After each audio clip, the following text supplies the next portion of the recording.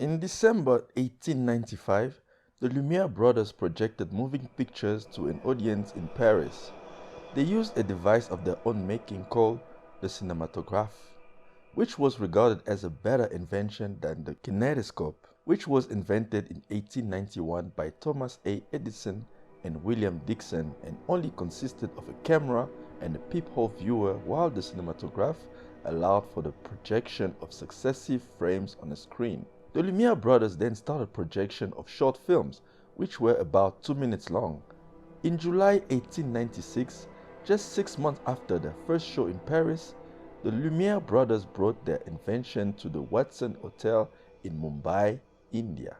India's connection to cinema is as old as the art itself, which is why it was extremely crucial to dive into the rich history surrounding Indian cinema while trying to understand its origins as well as its evolution.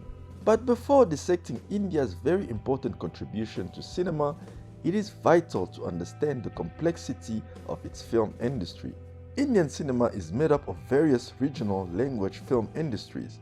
For example, movies made in Hindi language are commonly referred to as Bollywood movies. Bollywood is the largest and most popular film industry in India. This industry originated in the city of Mumbai, previously called Bombay, and the name of Bollywood is the combination of Bombay and Hollywood. Today, Bollywood movies are what most people refer to when they talk about Indian movies.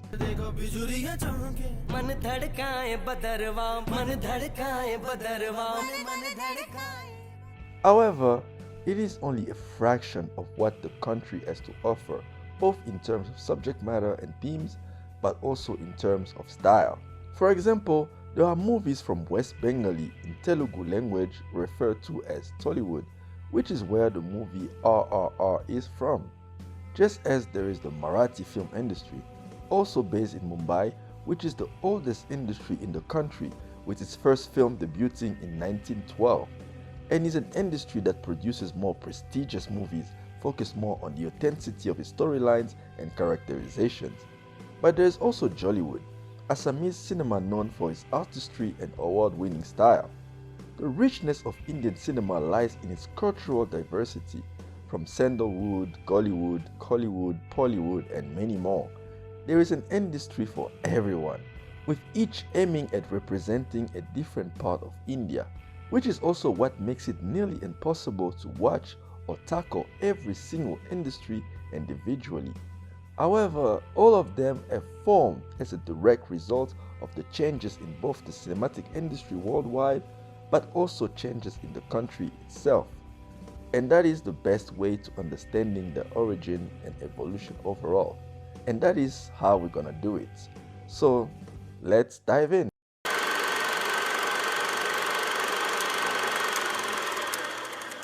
As mentioned earlier, cinema came to India as early as 1896. Already at that time, cinema became a popular form of entertainment in India. At first, only movies made outside of India were projected, mostly to a more urban population. However, Indians who started getting the taste of cinema started pushing for a voice and opportunities to make something true to their culture. The great Hiralal Sen is technically the first ever Indian filmmaker. Thanks to his work with filmmaker Professor Stevenson, Hiralal and his brother Motilal's work with the Kolkata Star Theatre is a part of Indian cinema history that has sadly been forgotten. But I made sure to mention them here.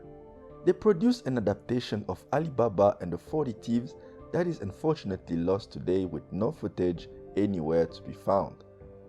Hiralal Sen participated in the production of the show The Flower of Persia in 1898, a film presentation by Stevenson, and Hiralal also filmed the first ever commercials in India.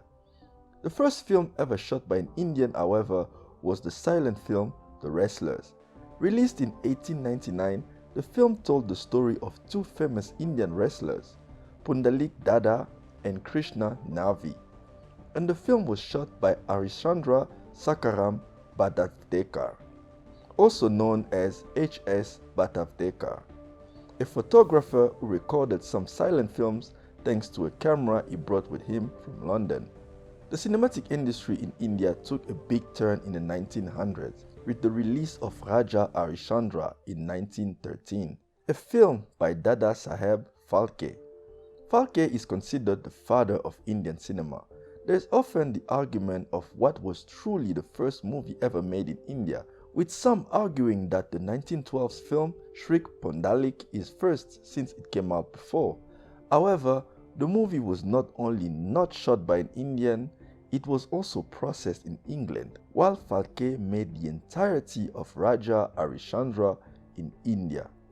Phalke was a genius with a natural talent for photography. Because of its insane creative talent, Phalke learned to manipulate special effects to enhance the cinematic experience, and the richness of Indian mythology helped him express that creativity even further. Raja Harishchandra, for example, told the story of the legend of Harishchandra, the Indian king from the Gaha Davala dynasty. His 1917 film Dohan was inspired by the Ramayana, a series of epic stories from ancient India. Phalke's creative input brought a lot of interest for authentic Indian cinematic experience.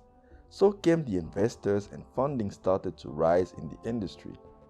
Although Phalke had the biggest impact during the silent era, there are a few other filmmakers who contributed greatly to the growth of Indian cinema during that time. Jamshedi Premji Madan, the Parsi director whose high-quality production brought more prestige to the industry. His 1920 film Naya and Damayanti is his most notable work. In 1919, Madan founded Madan Theatres Limited, the first chain of Indian cinemas. He managed the productions and distributions of films for the chains. One of those films were the 1917 film Raja Harishchandra, the remake of Phalke's film.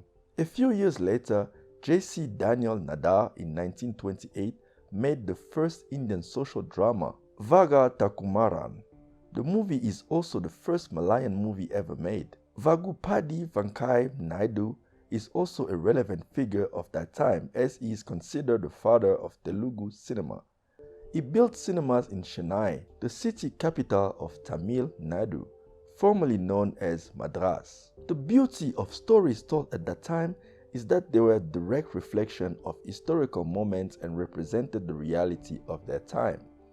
These were the times where Gandhi would start his political action in India, and as such, literature and cinema became tools for decolonization, claiming to recover the true identity of a country that had been subject to British imperialism since the 19th century. There was an evident clash between the British and Indian culture in the films, with the filmmakers using Indian mythology in an attempt to reject the colonizer and achieve a new identity. With the rise of nationalism and ideas supported by Gandhi, the films became more and more political, with intention of criticizing the colonizer as well as the colonized. This attempt at educating and emancipating India through film was a true reflection of the time, a transition from the colonial to the post-colonial era.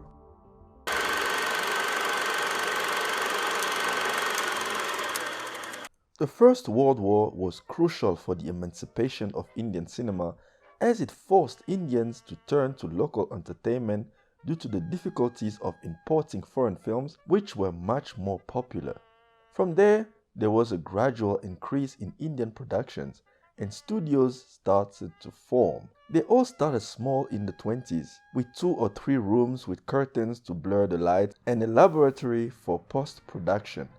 From that moment, it already seemed like Indian films were headed to the right direction, when something even more significant to the development happened, and that is the arrival of sound.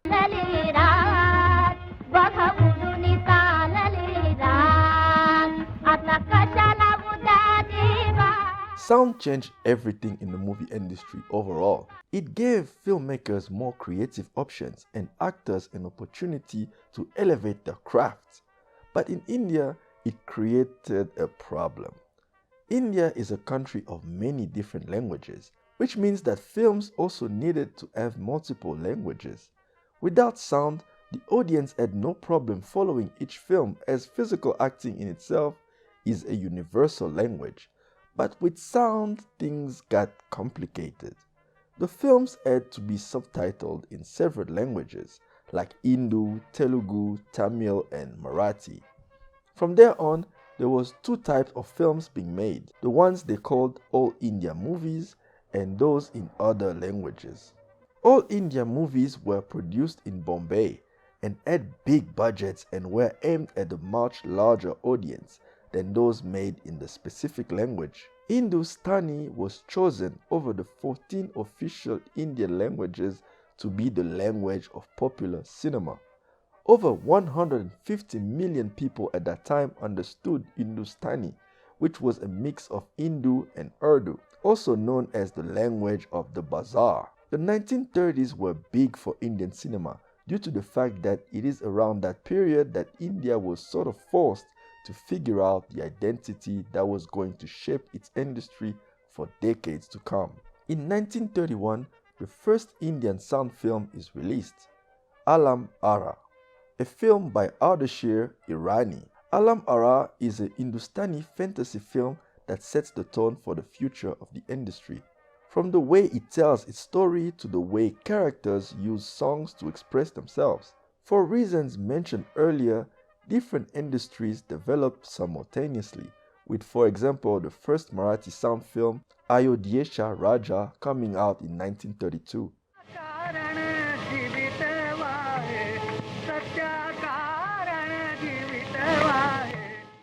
The most important aspect of this film is the significance of women's roles in the stories. Alam Ara, for example, is about the scheme of a vengeful queen, with its main character being the deserted daughter of a military general. Other films deployed social themes in which social conventions were analyzed, while others tackled the Hindu-Muslim confrontation. And religious radicalisms are examined in films like Amrit Mehta in 1934.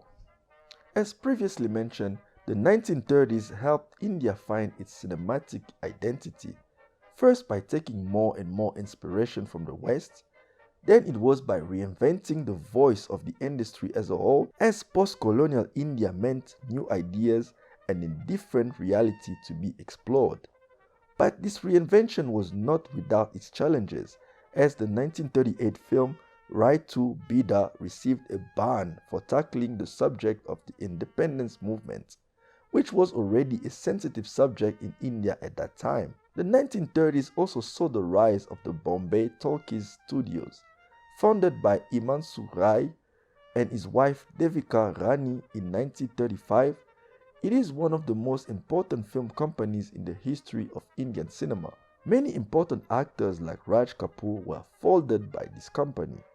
In 1937, the movie Sant Tukaram became the first Indian movie to ever receive international recognition, as it was screened at the Venice Film Festival. From there on, India will enter its golden age on film. Throughout the 1940s, India was plunged in political chaos, from the independence movement to the obtention of independence to the assassination of Gandhi in 1948. That political climate was represented by political films such as Sikandra in 1941 and Shahid in 1948. Unlike African cinema, for example, Indian films at that time were not overly political, and films were mostly treated as entertainment. However, with the rise of parallel cinema in West Bengali, social realism became more present within the industry, with movies such as Dharti Kelal in 1946 or Nagarik in 1952.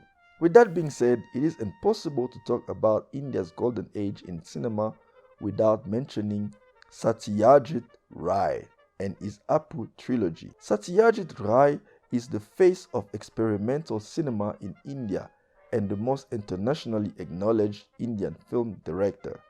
Talked about in film schools and mentioned by legendary filmmakers like Martin Scorsese, his films depict a great variety of the Indian society of the 19th and 20th centuries in comedies like Parash Patar or The Philosopher's Stone in 1957, and also romances and musicals like The Adventures of Gopi and Bhaga in 1969. But it's really his Apu trilogy that he is best known for.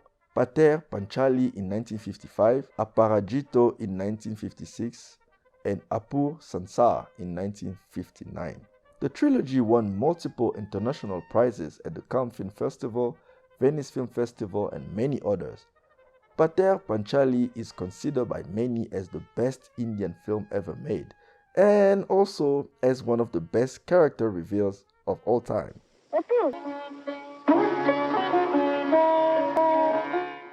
These three movies firmly established the parallel cinema movement and cemented Rai's legacy as a true creative genius. Rai made the important creative choice of merging Indian culture with the West and achieved a greater reach, as his art was a lot more relatable to the outsider than the average Indian film. That's what made him different than everyone else. Some other notable directors of that time include Bimal Roy, Guru Dutt, Raj Kapoor, or Mehboob Khan, who made the 1957 movie Mother India, the first ever Indian movie to be nominated for Best Foreign Language Film at the Oscars, before Salam Bombay in 1988 and Lagan in 2001. Up until the 1960s, movies were directed by people who learned the art on the job. There were no schools or training institutes for actors, directors, producers, and technical experts. Then came the National School of Drama, New Delhi, and the Film and Television Institute, also known as FTII, which trained actors and directors and several other personnel connected with film. This was also the period when serious thinking was given to a cinematic style that was entirely different from what it was in the past. Critics called this new trend New Wave Cinema.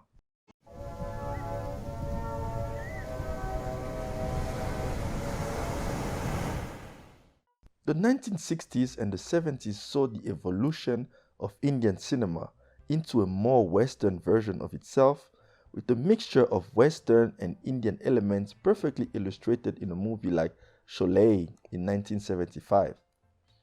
A movie that mixed dance, music, songs, and the typical indie film elements with ingredients of Westerns. The movie had tremendous success, making Amitabh Bachchan the 70s superstar and launching Amjad Khan to stardom. It was also during the 70s that the term Bollywood was born. Although the term only came about in the 70s, Bollywood is actually older than Hollywood. The Bombay film industry was created in 1899, about 11 years before Hollywood, and is by far the biggest film industry in India. These masala films were movies that combined action, comedy, romance, drama, and musical. And their popularity throughout the 70s pretty much led to the name Bollywood being coined. Because of that, Hindi language films in the 70s were dominated by musical romance films, with the exception of violent crime films like Zanier in 1973 and The War in 1975. But remember, just as Bollywood evolved and branched out, the other industries in India were slowly evolving as well. For example, the Marathi film industry released Pinjira in 1972, its first film in color. Rinal Sen, a talented filmmaker from West Bengal, is considered a pioneer in the new genre called New Wave Cinema. Without imitating the techniques of commercially successful movies, which are usually mixtures of rapid action, drama, violence, erotic dancing, and singing, Rinal Sen could produce a film that was not only a financial success at the box office, but innovate and create something new within the industry at the same time. However, some critics at the time believed that the 1974 film Ankur, directed by Shyam Benegal, was the real path breaker, and that Benegal was the pioneer of the new wave genre. His cinematic language shook the audience with its bluntness and originality. Both Rinal Sen and Shyam Benegal inspired many filmmakers of the 70s and 80s, particularly graduates of the FTII and Pune. While the 1970s were great times for Indian cinema, The same cannot be said about the 80s. With the rise of television, home video, and piracy, the leading middle-class family audiences abandoned theaters. The audience preferred to stay at home rather than risk their health in theaters or cinemas that were considered infectious. From there, the industry had to find a new strategy to stimulate people to go back to theaters, so they built big complexes and cineplexes. However, the decline in box office continued, even in Bollywood, until the arrival of the 1982 classic, The Disco Dancer. I am a disco dancer. I am a disco dancer. I am a disco dancer. Zindagi mera gaana. For Bollywood, Disco Dancer helped launch the era of disco music in India and breathed new life to the industry as a whole, which led to movies like Chandni in 1989 with a template that would be used for years by many other Bollywood films. The 80s also saw the rise of the Telugu film industry in prestige cinema, with Sankara Bharanam winning the prize of the public at the Besançon Film Festival of France in the year 1981. The Indian film industry produced about 300 films in the 1960s, 400 in the 70s, 719 in the 1980s, and 3 years later, 763. By the end of the 80s, India's annual film output increased to a total of 833 films, making India the largest film producer in the world. The 1990s saw the emergence of some sort of second new wave as filmmakers kept trying to push the industry forward with new ideas. One of those ideas was alternative cinema, which was already established within the industry but was becoming less popular due to the rise of mainstream movies. Alternative cinema simply means movies that were vastly different to the typical Indian movie that focused on romance and musicals. Alternative cinema are movies like the 1995 drama Nasim.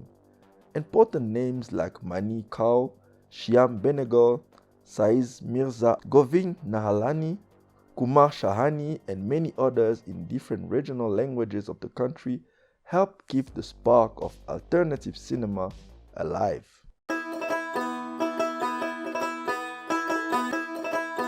In the modern era, Indian cinema continues to draw from various parts of its history. The early years of the 21st century witnessed several dramatic developments in Indian cinema. Cinema was at last declared an industry in 2001 by the Indian government, and from there on, the corporatization of the entertainment and media industry took off. The FICCI, also known as the Federation of Indian Chambers of Commerce and Industry, started to support the industry, and with them came banks, insurance companies, and more. Around the same time arrived the decline of the active dependence on funding from the underworld of Bombay. However, the most notable development at this time period is the growth and evolution of multiplexes and digital cinema theaters. First in the metros and later in big cities such as Bangalore, Hyderabad, Ahmedabad, and Pune. Multiplexes offered a different experience to cinema goers. People got to go to shopping malls, and those theaters became like a part of everyone's social life. And those multiplexes had theaters of different sizes, which meant small budget films could be released in multiplexes and digital cinema theaters. That gave birth to what would become known as multiplex films, that is, small budget experimental films on subjects which are rarely touched on in mainstream cinema. Young directors like Nagesh Kukunor with films such as Hyderabad Blues, Bollywood Calling, and Iqbal, Sudhir Mishra with films like Zaron, Kawashen IC, and Anurag Kashyap with films like Black Friday have been able to make a mark thanks to the multiplex phenomenon. Low-budget and experimental films like Pink Cyrus, Mixed Doubles, Joggers Park, and other feature films were released in such theaters. At the end of 2005, there were at least 300 screens in around 100 multiplexes across urban India. The potential of low-budget films at the box office has led to the introduction of new and bold themes by young directors, both in the mainstream and parallel traditions, perfectly demonstrated by movies such as Being Cyrus, My Brother Nikhil, or Iqbal, which all came out in 2005. The mainstream movies overall still took inspiration from the Sanskrit and mythology. The themes were recurrent, the structure of the films always seemed familiar, with most of them running for over 3 hours. The runtime is not the only familiar structure of these movies, as the episodic format also tends to be used more often than not. The industry also continues to see a big influence from the West, and that is more apparent with the way the musicals are shot in the modern era compared to the 30s or even the 60s. The musical numbers are shot with quick camera movements that match the rhythm of the songs compared to the more dramatic approach of the classic musicals. However, most mainstream movies maintain their emphasis on performance rather than realism. At the beginning of the 21st century, Bollywood adopted a more contemporary approach to their films with a mixture of English and Hindu representing the authenticity of India, but also the country's inheritance of the British colonization. A variety of styles and messages to represent modern India on film is seen in the movies like the 2011 movie No Second Chance, or even in a horror movie like Tumbad. Movies showcasing the influence of the West both within the story and the way the movies themselves have been put together. The social image of a new India is clearly represented with stern irony and criticism, with the Western evils of materialism and consumerism especially affecting the new generations. The modern era is also where Indian directors decided to show a more nuanced view of their traditions. Like when director Gurinder Chadha made 2 films, Bend It Like Beckham in 2002, a movie that tackles issues related to gender and family conflicts, urging the Indian women who live in the West to make their own decisions and fight for their own dreams. Or her other movie, Bride and Prejudice in 2004, where she aims to show that not all weddings are arranged in India and true love can win, which is a theme that was recently adapted by Netflix in the 2020 series A Suitable Boy. However, probably the best person to mention when it comes to social criticism during the modern era is Deepa Mehta. A trilogy of Earth, Fire and Water are considered some of the best social criticism in cinematic history, with Earth dealing with a love story during the partition, Fire dealing with the romance between 2 women stuck in loveless marriages, and Water dealing with situations of widows in India. Overall, from all the research I had to make for this video and all the movies I had to watch to understand the industry overall, my biggest takeaway is the realization of how rich and diverse the modern era has been and how much Indian cinema has evolved in all aspects. Whether it is within Bollywood, Telugu or movies financed outside of India made by Indian filmmakers to criticize Indian customs, it all comes down to one thing. Indian cinema has something to say, and every movie, from movies made for pure entertainment, political films to comedies, they all have a strong voice or opinion about something, which means most of the films within the industry have a soul and are worth exploring.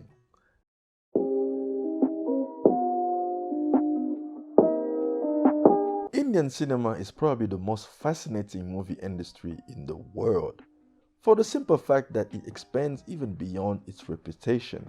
Every region has sort of its own point of view, and the deeper you dive in, the more you understand that voices are different and that there is no true description of what an Indian movie is, contrary to what a lot of people think. Today, Indian movies have gained international recognition and are only getting better. And the best thing about it is that, unlike in the past, Bollywood is not the only industry from India to receive international praise. The Telugu film industry has seen S.S. Rajamouli's 2017 epic Bahubali 2, The Conclusion, win the American Saturn Award for Best International Film, and his 2022 film RRR received various international accolades, including an Academy Award for the song Natu Natu and the Critics' Choice Movie Award for Best Foreign Language Film. In the Tamil cinema, in 2010, Entiran grossed a record $4 million in North America. These are not just encouraging signs, they are clear evidence that Indian cinema is in a great space and will only be spreading further and be recognized even more as time goes by as the complex, rich, bold, and intriguing industry that it is. Thank you for watching.